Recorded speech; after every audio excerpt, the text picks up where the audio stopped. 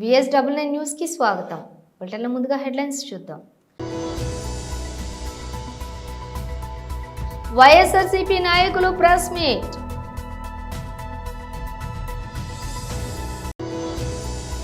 విధి నిర్వహణలో మరణించిన పోలీస్ వడ్ల శ్రీధర్ కుటుంబాన్ని ప్రభుత్వ పరంగా ఆదుకుంటాం.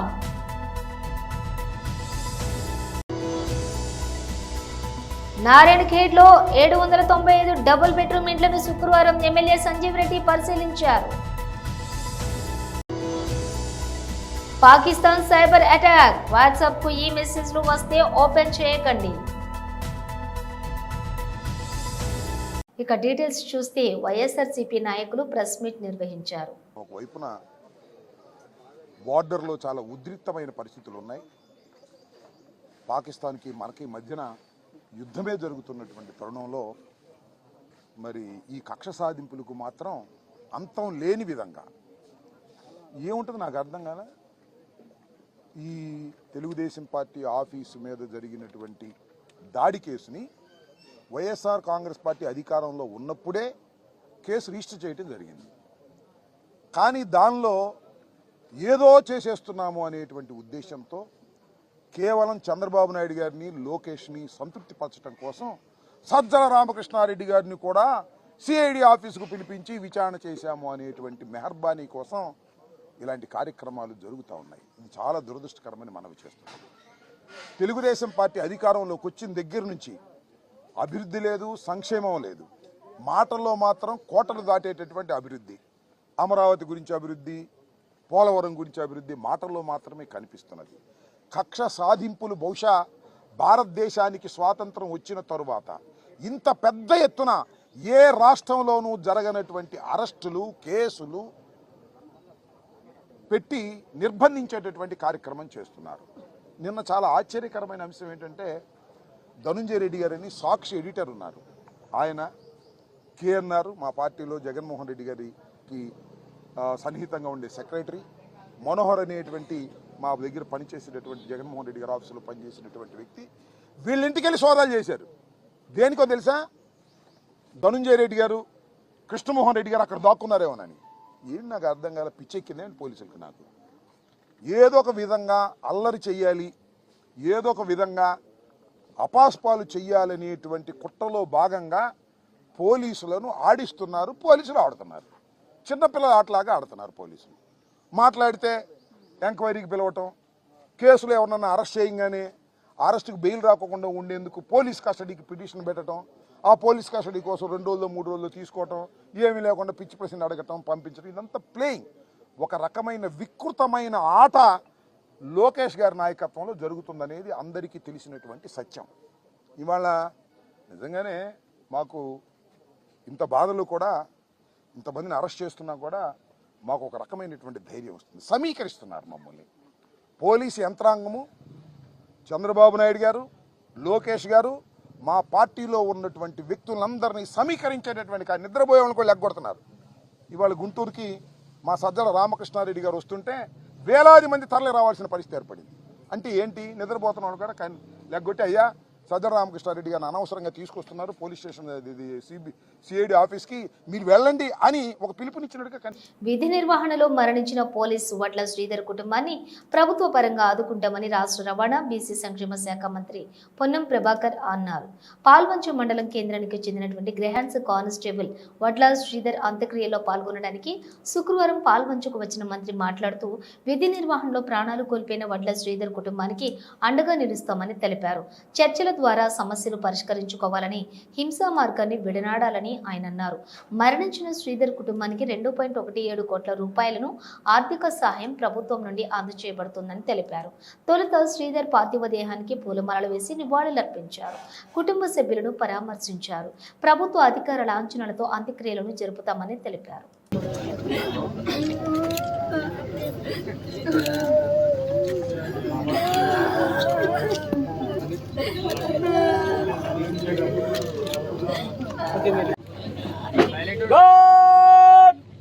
कंधे शस्त्र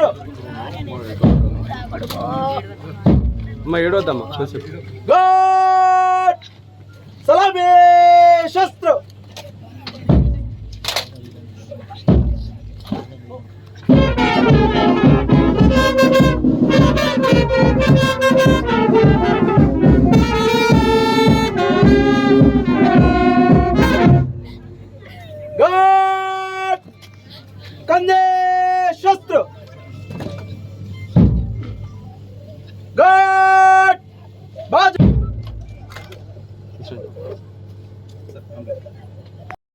సంబంధించిన కానిస్టేబుల్ విధి నిర్వహణలో భాగంగా నిన్న ములుగు జిల్లాకు సంబంధించినటువంటి ఆ పోరాటం లోపల చనిపోవడం జరిగింది. ఆయన ఆత్మకు శాంతి చేకూరాలని ప్రభుత్వం తరఫున నివాళులు అర్పించడానికి ఇక్కడికి రావడం జరిగింది. అతని కుటుంబానికి సంఘీభావం తెలియజేస్తూ వారు ధైర్యంగా ఉండడానికి ప్రభుత్వం పక్షాన అన్ని రకాలుగా అండగా ఉంటాం అనే మాట చెప్పడానికి కొరకు ఇక్కడికి రావడం జరిగింది. 8 మాసాల క్రితమే వివాహమై కూడా విధి నిర్వహణలో క్రమశిక్షణతోటి పనిచేస్తూ అక్కడ జరుగుతున్నటువంటి అంశం లోపల మరి అక్కడ జరిగినటువంటి ఇన్సిడెంట్లో 3 పోలీసులు చనిపోవడం జరిగింది. అందులో వడ్ల శ్రీధర్ తన ప్రాణాలు కోల్పోవడం జరిగింది. ప్రభుత్వ పరంగా గౌరవ ముఖ్యమంత్రి గారి ఆదేశాల మేరకు మేము, అదేవిధంగా ప్రభుత్వ సలహాదారు షబీర్ అలీ గారు, పార్లమెంట్ సభ్యులు సురేష్ షెట్కార్ గారు, గౌరవ శాసనసభ్యులు మదన్ మోహన్ గారు, అదేవిధంగా జిల్లా కలెక్టర్ గారు, ఎస్పీ గారు, అందరూ కూడా ఈరోజు ఆ కుటుంబానికి అండగా ఉంటామని, ఇటువంటి వాటిని సహించేది లేదనేటువంటి మాట చెప్పడం కొరకు రావడం జరిగింది. ప్రభుత్వం తరఫున ఇప్పటికే అన్ని వర్గాలకు సంబంధించి హింస తావుండద్దు, హింస ఏ అంశానికి కూడా పరిష్కారం కాదు, ఏదైనా చర్చలతో పరిష్కారం కావాలని నారాయణఖేడ్లోని 795 డబుల్ బెడ్రూమ్ ఇండ్లను శుక్రవారం ఎమ్మెల్యే సంజీవ్ రెడ్డి పరిశీలించారు. ఈ సందర్భంగా మిగిలి ఉన్న పనులు పూర్తి చేయాలని హౌసింగ్ అధికారులకు ఆదేశించారు. సంబంధిత కాంట్రాక్టర్లతో ఫోన్లో మాట్లాడి పనులు పూర్తి చేస్తే బిల్లులు అందించేలా కృషి చేస్తామని తెలిపారు. పనులు పూర్తయిన తర్వాత డబుల్ బెడ్రూమ్ ఇండ్లను అర్హులకు అందిస్తామని ఎమ్మెల్యే తెలిపారు. నారాయణఖేడ్ నియోజకవర్గానికి నూతనంగా 4250 ఇందిరమ్మ ఇండ్లు మంజూరు కావడం జరిగిందని తెలిపారు. అర్హులైన వారిని గుర్తించడం జరుగుతుందన్నారు. లబ్ధిదారులు 60 గజాలలో 400 స్క్వేర్ ఫీట్ల నుండి 600 స్క్వేర్ ఫీట్ల వరకు ఇండ్ల నిర్మాణాలు చేసుకోవచ్చని తెలిపారు. మొదలైనటువంటి పేదలైన అర్హులందరికీ ఇండ్లు నిర్మించేలా కాంగ్రెస్ ప్రభుత్వం కృషి చేస్తుందని తెలిపారు. ఆయన వెంట హౌసింగ్ అధికారులు, మున్సిపల్ అధికారులు, కాంగ్రెస్ నాయకులు పాల్గొన్నారు. ముఖ్యమంత్రి రేవంత్ రెడ్డి గారు, మా కాంగ్రెస్ ప్రభుత్వం, తర్వాత మా పొంగులేటి శ్రీనివాస్ రెడ్డి గారు గృహ నిర్మాణ శాఖ మంత్రి వారి ఆదేశాల మేరకు మీకు అందరికీ తెలుసు, ప్రతి గ్రామంలో కూడా ఇందిరమ్మ ఇండ్లను కట్టుకోవడం జరుగుతూ ఉంది. బీదోళ్ళందరూ 3500 ప్లస్ 20% అంటే 4280 ఇండ్లు మన నారాయణఖేడ్ నియోజకవర్గానికి మంజూరు కావడం జరిగింది. దాంట్లో ఫస్ట్ లిస్ట్లో అందరూ అర్హులు ఉన్నారు.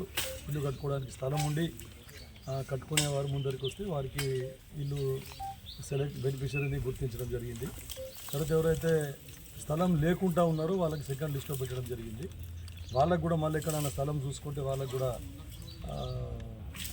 ఇల్లు శాంక్షన్ చేయడం జరుగుతుంది.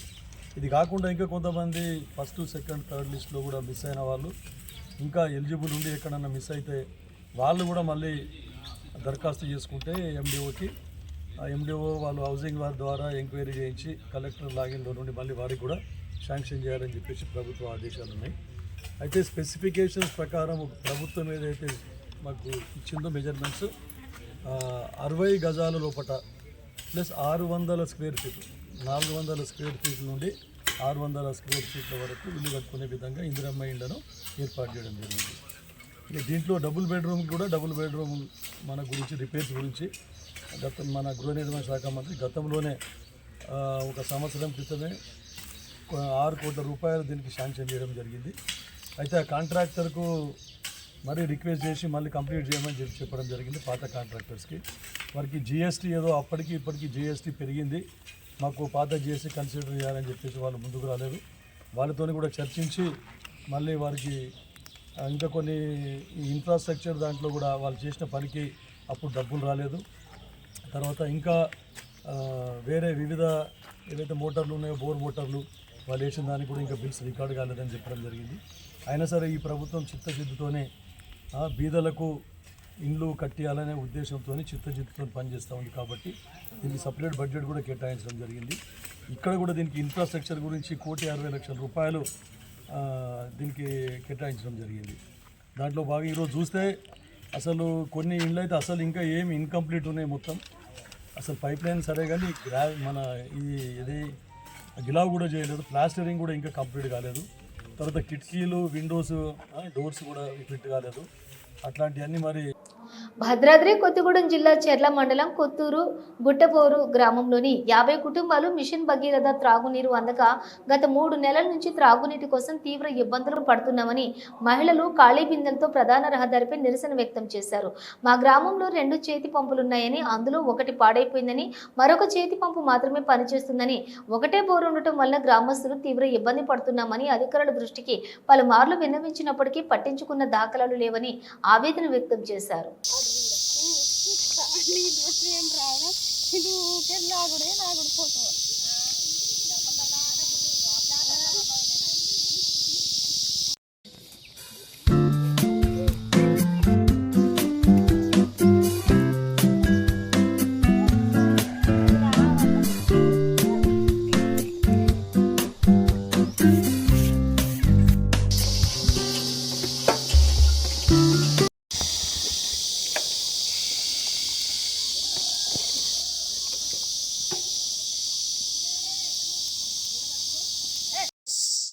నా పేరు ఆలంతమ్మయ్య, ఉప్పరగూడెం పంచాయతీ గుట్టబోరు. మాకు గత 3 నెలల నుండి వాటర్ రావట్లేదు. సర్పంచ్ ఉన్నప్పుడు మాత్రం వాటర్ ట్యాంకు పెట్టి పంపించారు. రేవంత్ రెడ్డి ప్రభుత్వం వచ్చిన తర్వాత గ్రామాలకు మిషన్ భగీరథ నీళ్లు లేవు, ఏమీ లేవు. చాలా ప్రజలు ఇబ్బంది పడుతున్నారు. మాకు వెంటనే నీళ్లు ఆఫీసర్లు స్పందించి నీళ్లు ట్యాంకు ద్వారా పంపించగలరని కోరుతున్నాం. భద్రాద్రి కొత్తగూడెం, మాది చెర్ల మండలం, మా గ్రామం ఉప్పరగూడెం. మా గ్రామంలో నీళ్లు లేక ఎంత ఇబ్బంది పడుతున్నామో మాకు తెలుసు. ఎవరికన్నా ఆఫీసులతో పోయి చెప్పినా కానీ మా మాట ఎవరు పట్టించుకుంటా లేదు. 2-3 రోజులు బట్టి మేము ఆఫీస్ చుట్టూ తిరిగినా కానీ తాళాలు వేసుకొని వెళ్ళిపోతాం. కనీసం నీళ్లు లేవు, ఏమి లేవని మేము వాటి రోజున రోడ్డుకి ఎక్కి వచ్చేసరికి సార్లు వచ్చి మీకు నీళ్ళు వస్తాయని అంటారు కానీ సార్ మాకు అదంతా గుర్తని నమ్మకం కుడతాను. నమస్తే అందరికి, నాయకులకి అందరికీ నమస్కారం. మాది భద్రాద్రి కొత్తగూడెం జిల్లా చెర్ల మండలం ఉప్పరగూడెం పంచాయతీ సంధ్యారాణి. మాకు గత 3 నెలల కాంతి నీళ్ళ ఇబ్బంది అవుతుంది. ఎంత మందిని అడిగినా కూడా ఎవరు కూడా ఇంత సాయం చేయట్లేదు, ముందుకు కూడా రావట్లేదు. అదిగో 5 గంటలు ఇస్తామంటాను.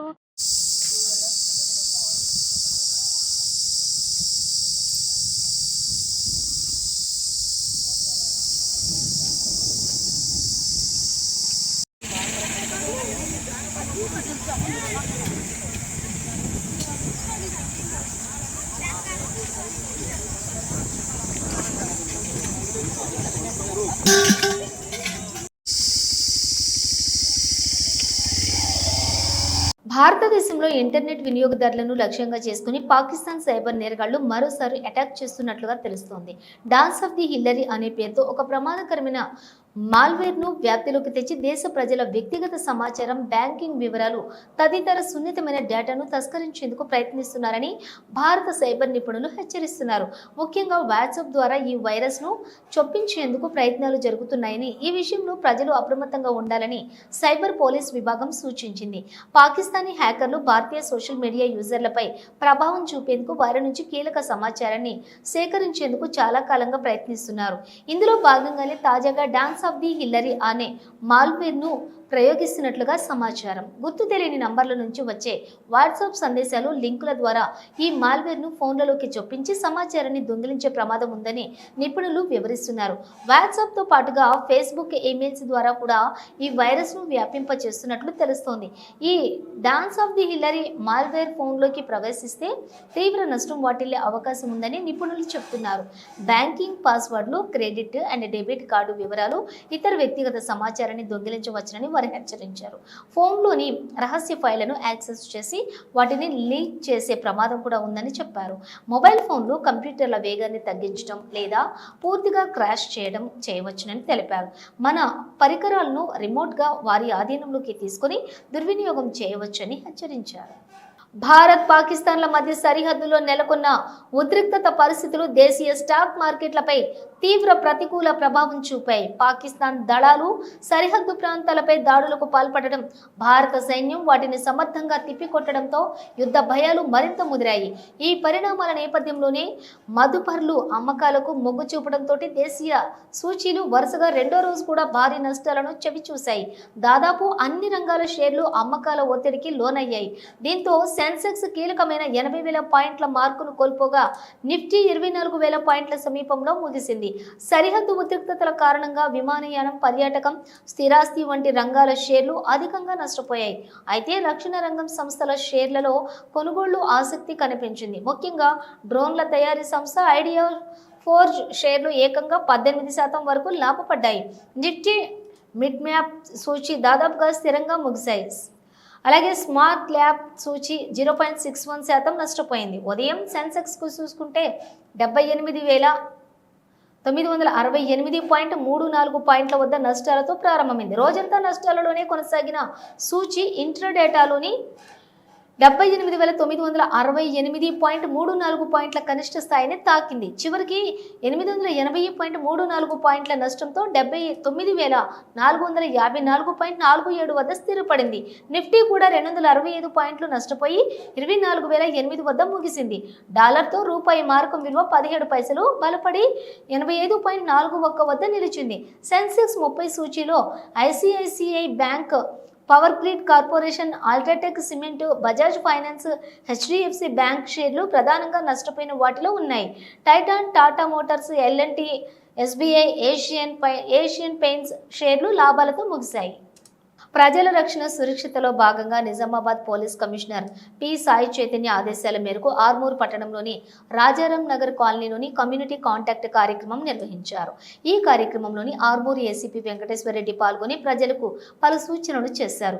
ఎలాంటి సందర్భంలోనూ అసాంఘిక కార్యకలాపాలకు పాల్పడరాదని, రాత్రి సమయాలలో అనవసరంగా తిరగరాదని, ఈవ్టీజింగ్, మహిళలను వేధించడం లాంటివి చేయకూడదని, గంజాయి, మత్తు పదార్థాలకు దూరంగా ఉండాలని, ట్రాఫిక్ నియమాలను ఖచ్చితంగా పాటించాలని సూచించారు. బయటి రాష్ట్రాల నుండి, బయట దేశాల నుండి వచ్చిన వారిపై ప్రత్యేక శ్రద్ధ వహించి ఇళ్లను అద్దెకు ఇవ్వాలని, వారు ఎలాంటి నేరాలకు పాల్పడినా యజమానులపై కూడా కేసులు నమోదవుతాయని సూచించారు. దాదాపుగా 104 మంది పోలీసు అధికారులు మరియు సిబ్బంది పాల్గొని కమ్యూనిటీ కాంటాక్ట్ కార్యక్రమాన్ని విజయవంతం చేశారు. ఈ అసాంఘిక కార్యక్రమాలు చేయడం కానీ, గాంజా అమ్మటం కానీ, ఇలాంటి వేరే ఉన్నాయని తెలుసుకోవడానికి కోసం ఎర్లీ మార్నింగ్ వచ్చి చెక్ చేయడం జరిగింది. బయట నుంచి వచ్చి మీరు ఇళ్ళల్లో రెంట్ కొనేటోళ్ళు మీరు సరిగా వెరిఫై చేయకుండా కిరాయికి ఇస్తుంటారు, వాళ్ళని దొంగతనాలు చేస్తుండొచ్చు, మీకు తెలియదు. మీరు మంచి ఉద్దేశంతో కిరాయిలకు ఇచ్చుంటారు.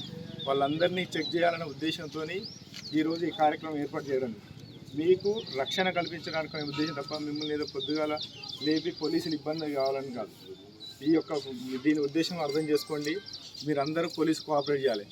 మీరు ఇక్కడ ప్రతి ఒక్కరు యువత ఇట్లా నైట్ టైంలో తిరిగి నెంబర్ ప్లేట్లు బయట వాళ్ళు వచ్చేసి తిరగడం, అన్ని దొంగతనాలు జరగడం అలాంటివి జరుగుతున్నాయి. అవన్నీ నిర్మూలించాలనే ఉద్దేశంతో ఈ ప్రోగ్రాం ఏర్పాటు జరిగింది. ప్రతి ఒక్కరు మీరు యువత ఇక్కడ ఎక్కువ మేము అబ్జర్వ్ చేసిందంటే సాయంత్రం టైంలో ప్రతిదీ డైలాండెడ్ పిల్లలు ఇట్లా తిరుగుతున్నారని మాకు ఫోన్ చేస్తున్నారు. మీరు హెల్మెట్ లేకుండా లేట్ అవర్స్లో తిరగడం అలాంటివి చేయకూడదు. దయచేసి పోలీసు వాళ్ళకు అందరికీ రూల్స్ పాటించాలి. మీరు ఇళ్లలో ఇచ్చే ప్రతి ఒక్కరు రెంట్కి ఇచ్చేటోళ్లకు ఖచ్చితంగా ఆధార్ కార్డు, బయట ఎవరున్నా అనుమానిత వ్యక్తులున్నా మాకు డైలాండెడ్ కానీ మాకు లోకల్ పోలీసు వాళ్ళకు కానీ తెలియజేయాలి. అదేవిధంగా మీరు ఇక్కడ ఇప్పుడు ఈ కమ్యూనిటీ వాళ్ళు సీసీ కెమెరా దొంగతనాలు బాగా జరుగుతుంది. సమ్మర్ కాబట్టి మీరు ఇంటికి ఇప్పుడైనా సమ్మర్లో వేకెన్సీస్కి వెళ్ళినా ఇంటికి తాళం వేసినా మాకు లోకల్ పోలీసు వాళ్ళకు చెప్తే నైట్ గస్తీ ఏర్పాటు చేయడం జరుగుతుంది. మనం దొంగతనాలు నిర్మూలించడం జరగవచ్చు. అదేవిధంగా ఇక్కడ ఈ కమ్యూనిటీలో ఇటు ఇంటీరియర్ ప్లేస్ ఉంది. మనకు సీసీ కెమెరాలు చాలా తక్కువ ఉన్నాయి. మీరందరూ కలిసి సీసీ కెమెరాలు మాకు కమ్యూనిటీ బాగా మీరందరూ కోఆపరేట్ చేసి మన ఈ ఏరియాలో సీసీ కెమెరాలు పెట్టుకుంటే దొంగతనాలు జరగకుండా ఉంటాయి. అందుకని ఈ ప్రోగ్రాం చేయడం జరిగింది. దీనికి అందరికీ సహకరించేందుకు ధన్యవాదాలు. బులెటిన్ ముగించే ముందు హెడ్లైన్స్ మరోసారి. వైఎస్ఆర్సీపీ నాయకులు ప్రెస్ మీట్.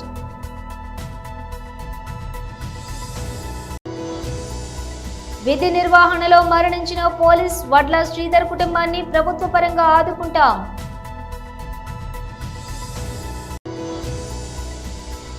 నారాయణఖేడ్లో 795 డబుల్ బెడ్రూమ్ ఇండ్లను శుక్రవారం ఎమ్మెల్యే సంజీవ్ రెడ్డి పరిశీలించారు. పాకిస్తాన్ సైబర్ అటాక్, వాట్సాప్ కు ఈ మెసేజ్లు వస్తే ఓపెన్ చేయకండి. ఇవి బులెటిన్ విశేషాలు. మరో బులెటిన్తో మళ్ళీ కలుద్దాం.